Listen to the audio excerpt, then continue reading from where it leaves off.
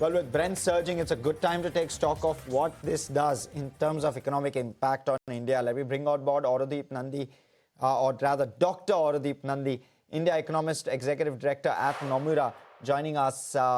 Great having you here.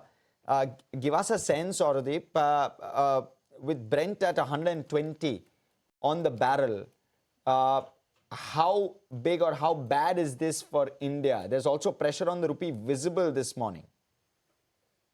I mean, I was just joking with a colleague that in my Bloomberg terminal, there's the rupee chart at the top and there's the oil chart below it. And if you don't see the units, it's actually difficult to figure out at first go what, if you're looking at rupee or oil, because the charts are so similar. Look, as far as the economy is concerned, there is one huge dam that is stopping the full oil impact to be flowing onto the economy, and that is that petrol diesel prices have been held constant, right? So the government has first cut fuel taxes, and the oil marketing companies are taking on under recoveries, and as a result of this, the petrol diesel prices which you're paying at pumps has been unchanged. Now, it's typically when that gets impacted, when that gets hit, that the inflation shocks start to become more prominent. And when inflation shock becomes more prominent, then you start to think more about the growth erosion that comes from this. I think the way to figure out how this whole crisis is impacting the Indian economy, I think there are 4 or 5 key channels to monitor. One is the external sector. So the cost of our imports have gone up dramatically. Global growth has been weak, so demand for our exports is weak. So there's the external side of things. Then there's the supply shock, right? So things actually blocked in the Strait of Hormuz, shortages globally. So then that starts impacting industrial and services growth. Linked to that is the price shock, right? So firms would be facing increasing input costs, so their margins get hit. And then there's a sentiment angle, right? So someone may not be interested in keeping up with the level of economic activity they're used to, because the sentiment is just weak. And the fifth and the last bit is that all of this leads to a erosion of domestic demand, which then brings the growth down, which we still feel won't be the case out here. So the way we look at it, there'll be a dichotomy of sorts where there are supply side shocks hitting the economy, but underlying demand side should be fine for now. Interesting you say that.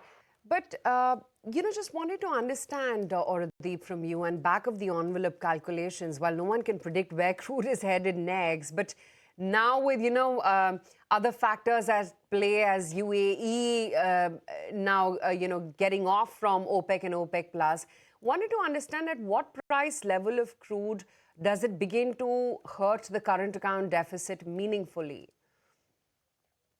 I mean, look, as a house, we don't have a crude view per se, but the way it roughly works is that every 10% increase in crude oil price increases the current account deficit by around 0.4% of GDP.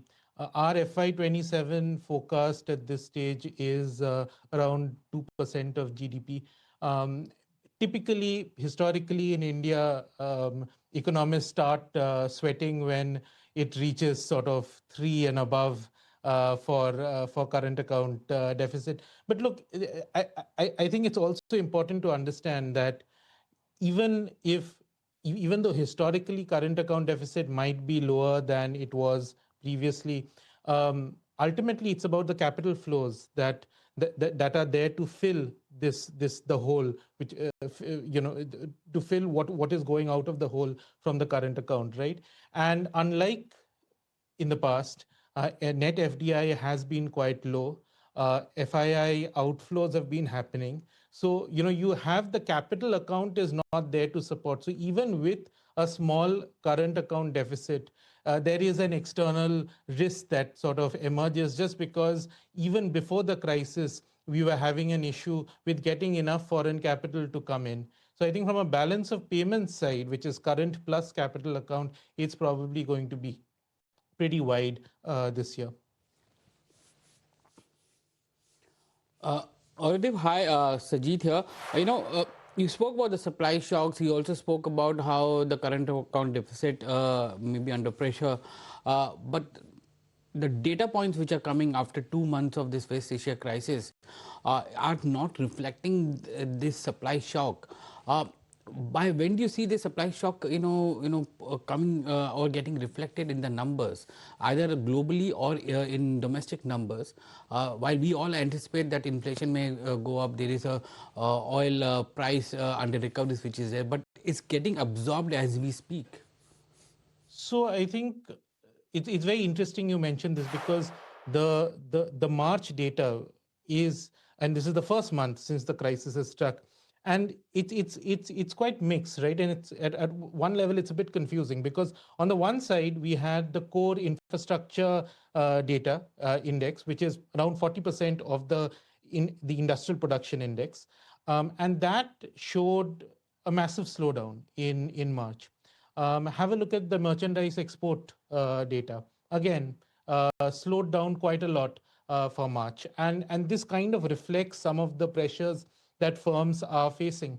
What is interesting, though, and a little paradoxical, is the industrial production growth number that came out a few days back, where market was expecting around 2.6% or so, and it came in at 4.1%. So I guess the thing that sort of is interesting there is that while 40% of that index actually slowed down dramatically, despite that, it seems that the momentum has sustained for across categories as far as industrial production is concerned. I think the thing to also keep in mind is that this crisis is going to be non-linear in nature. It's not going to be the case that in 1 month, so much erosion will happen. Second month, there'll be some multiple of that. What would probably happen is that there are firms that are adjusting now. They're dipping into their inventories. They're figuring things out now. Maybe securing alternate fuel sources. But if this crisis continues for longer, then the pain sort of increases more. That leads them to pass on a lot of the pain to consumers, and then that sort of leads to a more pronounced effect, which you see in data with a lag. So I think it's difficult to predict the way this crisis will unfold just because the geopolitical situation is so volatile. But our view is that the first half of this fiscal year will see growth moderate. So we have it at around 6.3 to 6.7% in H1. But then in the second half, it recovers to around 7.1 to 7.2%. Overall, for FY27, we are expecting 6.8%, which is above consensus. And curious to know, Aurodeep, what your views are when it comes to the central bank action on growth versus the inflation trade-off. What are they going to prioritize? I mean, when the minutes of the previous MPC meeting came out, one of the things we mentioned in our note to clients was that it seems the stance is truly neutral at this point, right? So because members are cognizant of the hit to growth that this shock is generating. In fact, a couple of MPC members said that, look, the very fact that there's a tightening of financial conditions is like a de facto tightening of sorts. And they're also looking at inflation. But in inflation, I think the thing that is giving the MPC comfort is that it's the starting conditions are good. And I think this holds for both growth and inflation. India is entering the crisis from a Goldilocks situation.